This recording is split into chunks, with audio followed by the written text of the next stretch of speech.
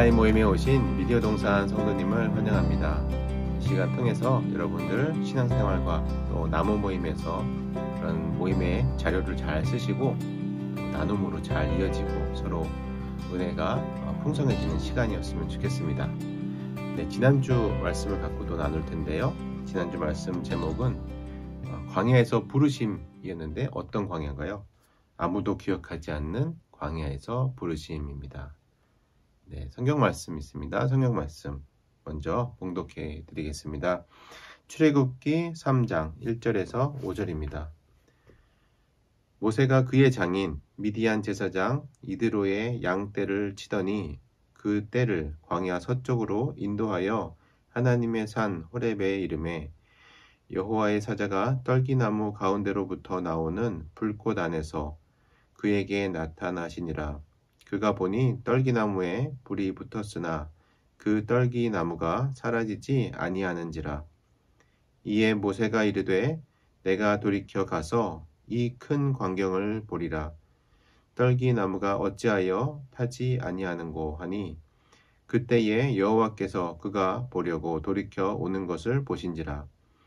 하나님이 떨기나무 가운데서 그를 불러 이르되 모세야 모세야 하시매 그가 이르되 내가 여기 있나이다. 하나님이 이르시되 이리로 가까이 오지 말라. 내가 선 곳은 거룩한 땅이니 내 발에서 신을 벗으라. 아멘. 네, 오늘 말씀은 여러분들 잘 아시는 모세의 이야기로 시작을 합니다. 모세의 이야기는 여러 가지 영화로도 많이 만들어졌고 여러 가지 경로로 알고 계실 겁니다. 출애굽기 1장에서 4장 이 상황을 보시면은 그 이야기들이 잘 나와 있으니까 여러분들 한번 꼭 읽어보시기 바랍니다. 1장에서 보면 그 이집트에서 애굽에서 이제 요셉을 알지 못하는 그런 왕이 세워졌다고 나오고 있습니다. 세월이 흘러서 요셉을 잘 알던 그 시대 사람들은 이 히브리 사람들과 잘 지냈었는데 요셉을 알지 못하는 애굽 왕이 들어오게 된 거죠. 그런데 그 사람들이 이제 걱정을 하는 부분들이 나옵니다. 히브리 사람들이 너무 많아지고 세력이 커지니까 그것을 이제 견제하고 두려워하는, 그래서 그 사람들을 좀 억압해야 되겠다라고 하는 이야기들이 좀 이제 나오고 있습니다. 모세가 이제 태어나서 생명을 잃을 위기에 처했었죠. 왜냐하면 아까 그 말한 애굽 왕이 바로가 그 난 자들 남자들은 다 죽여라라고 하는 명령을 내렸기 때문입니다. 그러나 이 아이가 어찌어찌해서 기적적으로 태어나고 생명을 부지할 수 있게 되었습니다. 그러나 또 시간이 지나니까 아이가 커지니까 그 아이가 있다는 것을 알 수밖에 없게 된 것이죠. 그러나 그런 시간이 오니까 이제 그 갈대 상자에 넣어서 모세를 흘려보내게 되는 것이죠. 그 운명을 하나님의 손에 맡겨드리게 되는 과정들이 오게 됩니다. 하지만 하나님의 정말 은혜로 그 아이가 궁으로 들어갔고 거기서 또 엄마가 유모로 들어가서 함께 그 아이를 잘 양육해낼 수 있게 됩니다. 더 장성해서 모세는 그 이제 왕궁에서 왕자로서 이제 지내게 되는데 어느 날 히브리 사람을 괴롭히는 한 애굽 사람을 보게 되는데 그 사람을 이제 죽이죠. 아무도 모르는 줄 알고 아무도 없는 줄 알고 죽이게 되는데, 하지만 그의 행위가 다른 사람들이 다 알고 있다는 것을 알고서 이제 미디안 광야로 도망가게 됩니다. 사실 이게 왕자가 그 당시 상황으로 봤을 때 사람을 죽였다 그래서 그렇게 막 쫓겨날 일은 아니었을 수도 있습니다. 그렇지만 이것이 하나의 빌미가 되었을 수 있습니다. 그 당시에 그런 애굽 세력들과 또 히브리 민족들 사이에 어떤 갈등이나 위기감 같은 것들이 있었기 때문에 그것을 통해서 바로가 모세를 제거하려고 하는 움직임들이 보였습니다. 어쨌든 그래서 모세는 미디안 광야, 좀 멀리 사막으로, 그런 광야로 도망가게 되죠. 이제 그런 굉장히 비참한 이제 삶이 시작되는 것이죠. 40년의 양치는 생활이 시작되는 겁니다.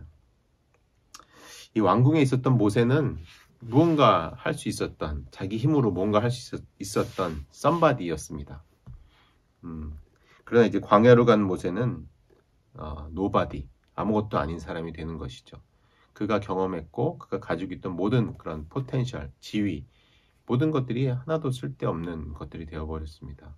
사실 이제 나중에 우리는 결과를 알기 때문에 그가 somebody였지만 nobody가 되어서 하나님께서 들어 쓰시는 그런 위대한 사람이 된다는 것을 알고 있죠. 그렇지만 이 당시는 굉장히 가치 없고 의미 없고 그렇게 낙심되었던 순간이었을 것입니다. 그런 그 삶이 통째로 부정당하는 것 같았겠죠. 그때까지 지내온 시간들이 하나 쓸데없이 뭐 이런 말을 표현하면 뭐하지만 양이나 치고 있고 이렇게 좀 낙심되는 순간이 아니었을까. 그리고 또 이제 오늘 말씀에도 나오고 있지만 자기 장인 이드로의 양을 치고 있다고 하죠. 자기 양도 아니에요. 40년 이제 생활하면서 양을 치고 있는데 장인의 양을 치고 있습니다. 말하자면은 소장농 같은 것이죠. 지주농이 아니라 자기 것이 아니라 남의 것 치고 그런 거기에 대한 이제 대가를 받는 뭐 그런 지위에 있는 것이죠. 거기에 하나님께서 이제 가시 떨기나무, 이 떨기나무를 통해서 나타나시죠. 거기 불꽃 가운데 나타나시죠. 하지만 모세는 그 불꽃을 보고도 이런 이제 말을 합니다. 원망 섞인 대화를 하게 되죠. 내가 누구이기에 가며 이스라엘 자손을 인도해 내겠습니까? 내가 누구이기에 어떤 사람이기에 바로에게 가겠습니까? 약간은 좀 원망이 섞인 내가 지금 이렇게 도망쳐 와서 40년간 광야에서 살고 있는데 뭐가 대단하다고 가서 그렇게 하겠습니까? 이건 겸손이 아니라 어떻게 보면 약간 원망이라고 볼 수 있겠습니다. 이런 잊혀진 인생, 뭔가 주류에서 멀리 떨어진 그런 인생 가운데 하나님의 그런 부르심이 있는 것이죠. 네, 오늘 말씀을 계속 해나가겠지만 오늘 말씀의 핵심은 사실 부르심과 함께하심이라고 볼 수 있겠습니다. 부르심과 함께하심. 모세 이야기. 좀 전에 말씀드린 그 떨기나무. 떨기나무 사실 그렇게 크지 않았을 것으로 보입니다. 이렇게 작은 어떤 덩굴 같은 그런 곳에 불이 있다. 사실 불이 있는 게 사막에서 불이 나는 경우가 종종 있다고 들은 것 같아요. 정확하게 지금 제가 자료를 찾아보지 못했지만 하지만 어떻게 보면 이제 그렇게 엄청난 대단한 무슨 기적과 같은 사건이라기보다는 물론 그 떨기 나무가 타지 않은 것은 기적과 같은 일이지만 그냥 삶의 일반적인 자리에서 하나님께서 나타나셔서 그를 부르신 것입니다. 사실 이제 오늘 말씀에도 보겠지만 그 불이 타는 걸 보고 그냥 불이 타는가 보다 하고 돌아가려고 하다가 근데 나무가 타지 않네 라고 하는 걸 보면서 다시 돌이켜서 확인하려고 하는 모세의 모습을 볼 수 있었거든요. 그렇게 대단한 일들은 아니었을 것입니다. 그냥 불이 난다는 것 자체는.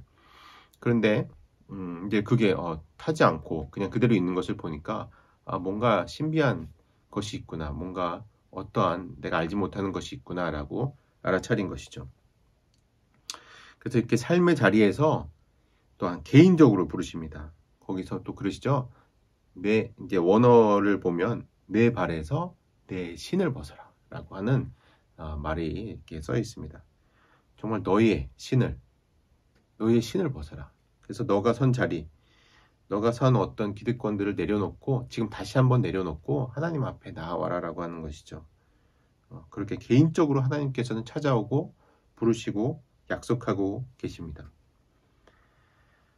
하나님의 부르심이 있습니다. 그러니까 하나님의 부르심은 때로는 우리의 계획으로, 우리의 머릿속으로 알 수가 없습니다. 우리의 기대가 아니라 하나님의 계획 가운데 그 모세를 부르고 있습니다. 모세는 이스라엘 백성을 출애굽시킬 아주 적절한 사람이었을 것 같습니다. 하지만 모세는 그 계획까지는 알 수 없었겠죠. 아무도 알지 못하는 그런 정말 unknown, 모르는 곳을 지나고 있었지만 그는 하나님은 우리를 향한 계획을 가지고 있었고 또 모세를 향한 계획을 가지고 있었습니다. 그래서 하나님께서는 이 잊혀진 순간 같은 모든 광야와 같은 순간들을 아픔이 아니라 슬픔이 아니라 이것을 훈장처럼 화관처럼 만들어 주십니다. 모세는 또한 이 광야의 시간들, 출애굽해서 광야의 시간들 모든 어려운 것들 다 지나갔는데 어떻게 보면 성과라고 할 수 있는, 성취라고 할 수 있는 가나안 땅에는 들어가지 못합니다. 하지만 이 광야의 시간은 그렇게 헛된 시간은 아니었습니다. 왜냐하면 하나님께서 함께 하셨기 때문이죠. 하나님께서 광야의 시간이지만 하나님의 계획 가운데 사용하셨고 하나님과 동행함으로 함께 하심으로 하나님께서 가나안을 경험하게 하신 겁니다. 아까 이제 말씀드린 3장 11절에 내가 누구이기에 바로에게 가며 이스라엘 자손을 인도해 내리까 라고 하는 그런 모세의 질문, 원망 섞인 질문이 있었습니다. 거기에 하나님께서 이렇게 대답하시죠. 12절에 내가 반드시 너와 함께 있으리라. 내가 반드시 너와 함께 있으리라. 아멘. 이런 약속을 주십니다. 그 약속과 같이 하나님께서는 모세와 함께 동행하셨고 광야에서도 모세는 가나안을 살아갈 수 있었습니다.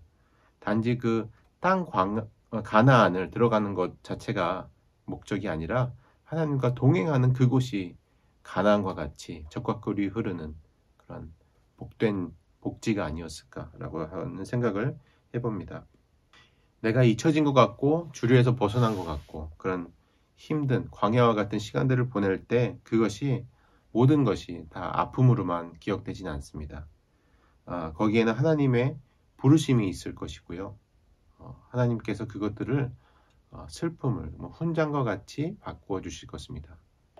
그 슬픔을 제 대신 화관을 이렇게 주시는 그 하나님의 그 놀라운 은혜들이 있습니다. 그런 모든 순간들, 지금 어렵지만 그것이 후에는 감사함으로 고백될 수 있기를 바랍니다. 잊혀진 것 같은 순간, 지금 그런 순간 속에 있을지 모르겠습니다. 그런 광야 속에 있을지 모르겠습니다. 그러나 여러분들 하나님께서 부르신 그런 부르심이 있고 여러분들을 향한 계획이 있습니다. 하나님의 계획 가운데 하나님께서 부르시는 그 은혜들을 맛보시기를 원하고 또 하나님의 부르심을 신뢰하면서 지금 시간들을 잘 지내셨으면 좋겠습니다. 그리고 지금이 광야 같다고 생각될 수 있지만 광야, 그것이 아무것도 없는 광야가 아니죠. 하나님께서 주신 약속이 있죠. 내가 너와 함께 하겠다. 네, 함께 한다면 그것 또한 하나님께서 함께 하시는 가나안 땅, 복된 곳이라고 볼 수 있겠습니다. 하나님께서 아무것도 없을 때 부르신 그 은혜, 또 달려갈 길을 다 마치고 끝까지 하나님께서 인도하시는 그 은혜, 또 그 가운데 함께 하시는 하나님, 부르심과 함께 하심, 오늘 기억하시면서 한 주간 또 연말 건강하게 또 영적으로도 충만하게 잘 마무리하셨으면 좋겠습니다. 오늘 마지막으로 정리할 것은 여러분들이 오늘 말씀을 통해서 부르심과 함께 하심을 꼭 기억하시기 바랍니다. 하나님께서 부르심이 어디 있는가, 또한 하나님께서 지금 함께 하시는구나 라고 하는 것을 잘 염두에 두시는, 깨닫는 그런 시간들 되시길 바랍니다. 감사합니다.